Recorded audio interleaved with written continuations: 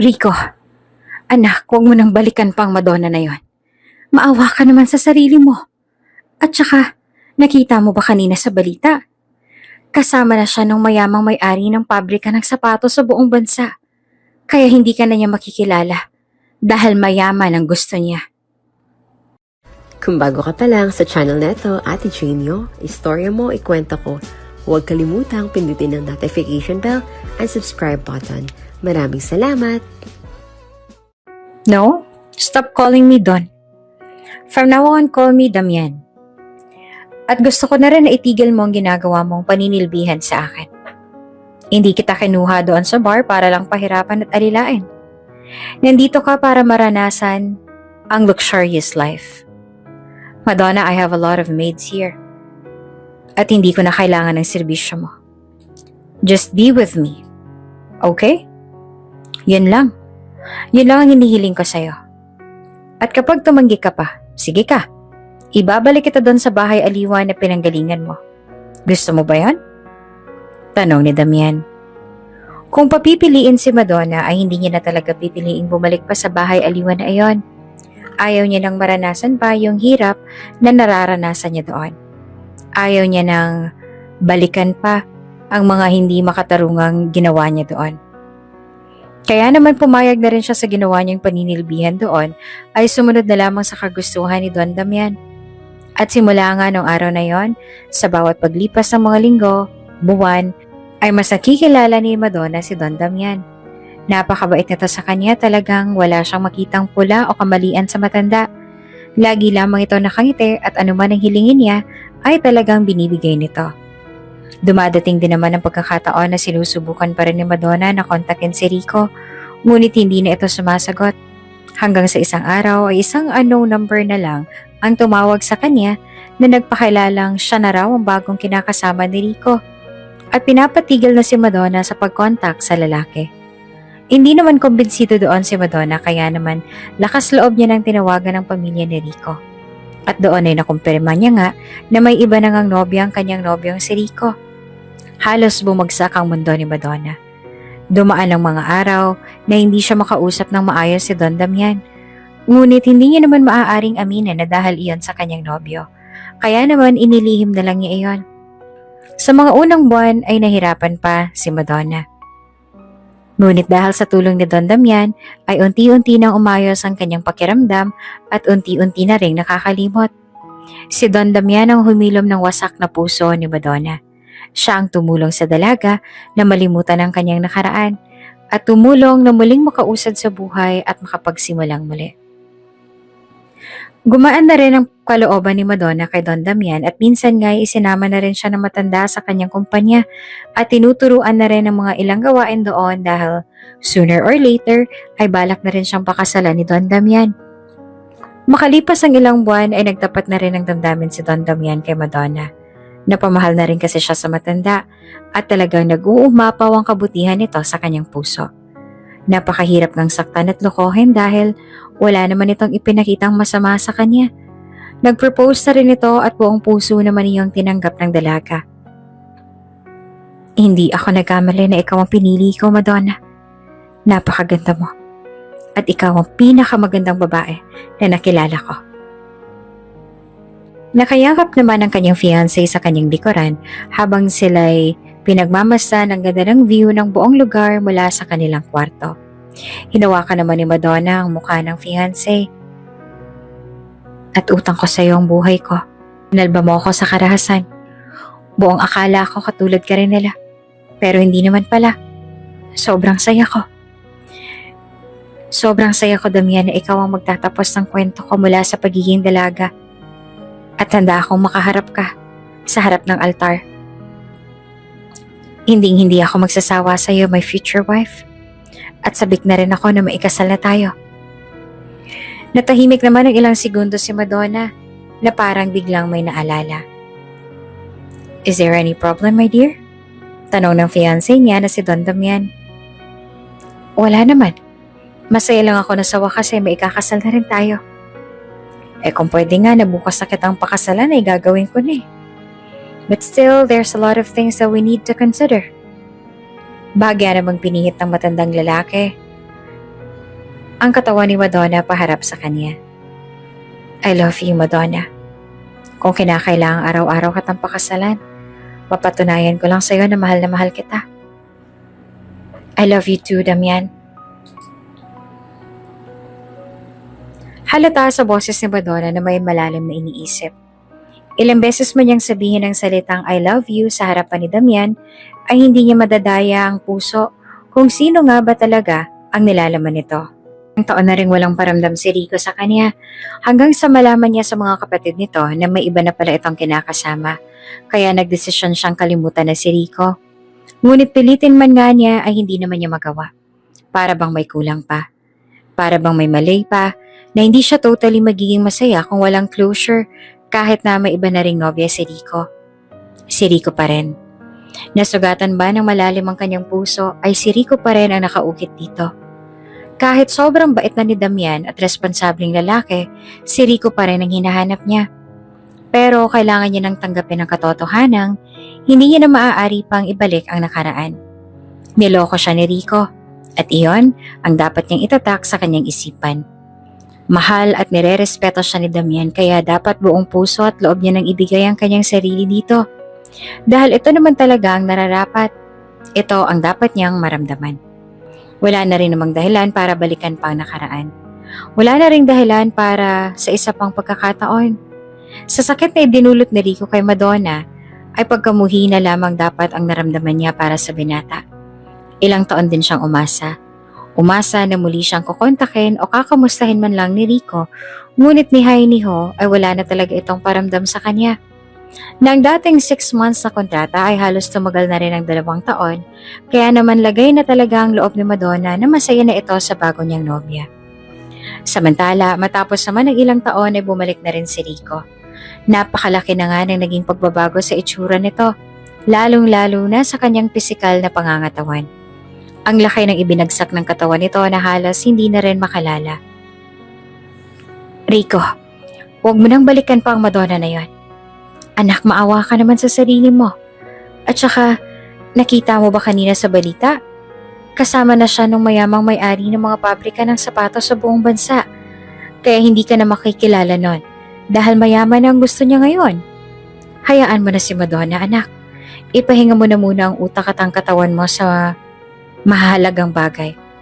Sa pagkakataong to ay sarili mo naman ang piliin mo. Pagmamakaawa naman ni Ginang Sally sa kanyang anak na si Rico. Mas lalo nga itong nagmukhang aburido nang malamang ikakasal na si Madonna sa isang mayamang negosyante. Hindi naman niya masisisi ang dalaga dahil napakatagal ding nawala ng komunikasyon nila sa isa't isa. Kaya paulit-ulit na sinisisi ni Rico ang mga nangyari. Ma, diyan kayo nagkakamali.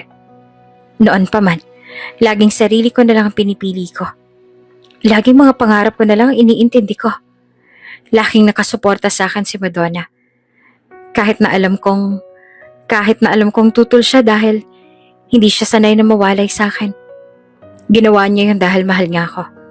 Mahal niya pati ang mga kaligayahan ko. At never ko siyang pinili, ma. Kahit kayo. Hindi niya siya gusto, ngunit hindi ko malang siya magawang ipagtanggol na matanggap niya rin siya. Mabuting babae si Madonna, ma. Kaya hindi ako titigil sa pagsuyo sa kanya. At sa pagkakataong to, siya naman ang pipiliin ko. Mangiyak-ngiyak namang sagot ni Rico. Ngayon lang nakita ni Ginang Sally na ganoong kapursigido si Rico.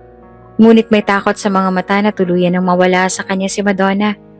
Doon ay napagtanto ng Ginang na tunay ngang minamahal ng kanyang anak si Madonna na ayaw naman nila. Pero anak, ikaw din naman ang inaalala namin. Tama na yung sakit at hirap na naranasan mo. Tama na, anak. Maawa ka naman sa sarili mo. At doon ay tuluyan nang lumuha ang mga mata ni Ginang Sally. Bilang ina naman kasi ay hindi rin masisisi ang emosyon nito dahil base sa naging karanasan ni Rico sa kamay ng mga pirata nang mahuli ang barko ng mga ito ay hindi na mawawala sa kanilang trauma. Kaya naman gano'n na lang ang pagmamakaawa sa kanya ng kanyang anak na si Rico. Ngunit sa paninindigan ngayon ni Rico ay mahihirapan na rin si Ginang Sally na kumbinsihin ang kanyang anak dahil pagdating kay Madonna, lahat ay kaya niyang gawin at wala siyang hindi kakayanin. Nang sumunod na araw, inayos na ni Rico ang sarili para magtungo kina Madonna. Nalaman niya kasing may pictorial ito at si Don Damian sa isang resort at doon ay nagpunta siya para kausapin ang kanyang dating nobya na si Madonna kung kaya't nagpanggap siya na isa sa mga staffs ng coordinator. Samantala sa may dressing room sa loob ng clubhouse ay naroon naman sina Madonna at Don Damian. Medyo light lang munang makeup, City, para tama sa tema. Utos niya sa kanyang makeup artist. Pumasok naman sa loob ang wedding organizer para ipagbigay alam sa bride and groom na dumating na nga ang ilang mga bulaklak na kakailanganin.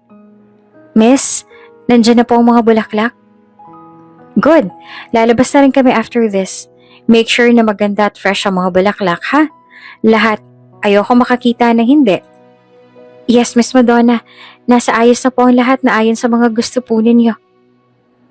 Well, we'll see. Thank you. Para kay Madonna, ang kasal ay isang sagradong bagay. Kaya nararapat lamang na bigyan nito ng malaking atensyon at halaga dahil ito ang nag-iisang araw na magpapatunay ng legal na pagsasama ng dalawang nagmamahalan. Isa rin ito sa pinapangarap noon ni Madonna at Rico. Ngunit dahil sa isang pangyayari ay habang buhay nang nabaon sa alaala ng nakaraan ang kanilang naging sumpaan. Nang matapos ang pag-aayos sa bride at groom, ay hindi naman maiwasan ni Madonna na mabigani sa kanyang nakitang ganda. You are so gorgeous, namahang sabi pa ni Don Damian sa kanyang fiancé. Nakatulala naman si Madonna sa harap ng salamin at saka marahang hinahaplos ang kanyang mukha. Totoo ba, mahal ko? Yes, of course. I bet that you will be the most beautiful bride in the world. I love you, my dear. Thanks, dear. I love you. 2 taon na rin ang nakalipas simula nung huling nagkasama sina Madonna at Rico. Marami ng pinagbago at nangyari sa kanilang buhay at sa kanilang karera. Pinaghandaan ni Madonna ang araw na ito dahil para sa kanya ay isa ito sa mga special highlights ng pagsasama nila ni Don Damian bilang mag-asawa. At masasabi ngang seryoso na siya sa kanyang napangasawa na si Don Damian. Ilang sandali pa ay lumabas na ng silid sina Don Damian at Madonna. Nagtungo na sila sa garden kung saan unang isasagawa ang pictorial. Bantay si Madonna ng mga taga-paypay at taga-retouch. Sir, nandyan na po ang bride at groom. Magsisimula na po. Naisip na nga ni Rico na magpanggap na isa nga sa mga nag-ayos ang bulaklak doon para mas mapalapit siya kay Madonna. Sa tagpong iyon ay nagpaganagpo ang kanilang mga paningin at nalaglag ang mga panga sa kanilang nasaksihan ngayon. Matapos ang 2 taong paghihiwalay ay ngayon na lamang ulit sila nagkita. Sa ganito pong pagkakataon kung kailan ni ikakasal na si Madonna sa iba. Bumilis ang tibok ng puso ni Madonna at ganon din si Rico. Hindi naman malaman kung paanong sisimulan ni Madonna ang pag-post ni makipag-usap sa kanila ay hindi niya malaman kung paanong makakabanggit ng salita. Ma'am, naghihintay na po ang photographer. Bulong ng wedding organizer. Ilang segundo ring tumigil ang mundo ni Rico nang makitang si Madonna ang bride na pinapanood niya ngayon. Ang bride na dapat siya ang groom. Yeah, let's start. Halata ng mga naroon maging ng bride at groom na nanginginig ang mga kamay ni Rico na tagahawak ng bulaklak. Hindi niya kasi maitatanggi na malaking ipinagbago ng dating nobya. Pero mas lamang sa kanyang damdamin ng panghihinayang na ang dating babaeng lubos niyang minahal at minamahal pa rin sa hanggang ngayon ay makakaisang dibdib ng ibang lalaki. At hanggang ngayon ay wala pa rin siyang masasabi sa kalagayan ng buhay ng dalaga, lalo pat ang mapapangasawa nito ay doble o triple ang yaman sa kanya. Kahit anong kayod niya ay talagang hindi niya malalampasan ang yaman ng matandang lalaki. Kaya ginawa na lamang niya ang trabaho at hindi na inintindi pa ang pagkangawit basta ay nakatitig lang siya kay Madonna at ganon din ang babae. Napatingin siya sa mga mata ng dalaga at ganon din si Madonna. Pero ang kanyang tingin ay tingin na puno ng galit. Ano ba yan? Para namang hindi mo alam ang ginagawa mo ah. Professional photographer ka ba talaga? Galit na tanong na ni Madonna sa photographer na pati siya ay nadamay na rin sa naging init ng ulo ni Madonna. Tumingin lamang sa kanya si Rico at nagtataka sa inaasta ng dating nobya. Sweetie, ipaulit na lang natin. You can tell him if at saan mo gustong pumwesto. We have more time. Don't worry. Pilit na lamang siyang inaamo ng matandang lalaki at siya nang nagbabalanse sa mood ng mapapangasawa. Wala ngang kaide-ideya itong si Don Damian na naroon pala dati nitong nobyo kaya pala ganun na lamang ang reaksyon ni Madonna. Galit-gilitan, pero ang totoo ay hindi siya makapaniwala ngayon sa kanyang nakikita. At dito na nga nagtatapos ang ating kabanata. Ano kaya mangyayari sa muling pagkikita ni na Madonna at Rico? Muli kayang magbalik ang mga damdaming panandaliang ikinubli? Abangan sa susunod na kabanata. Kung bago ka pa lang sa channel neto, Ate Genio, istorya mo, ikwento ko, huwag kalimutang pindutin ang notification bell and subscribe button. Maraming salamat!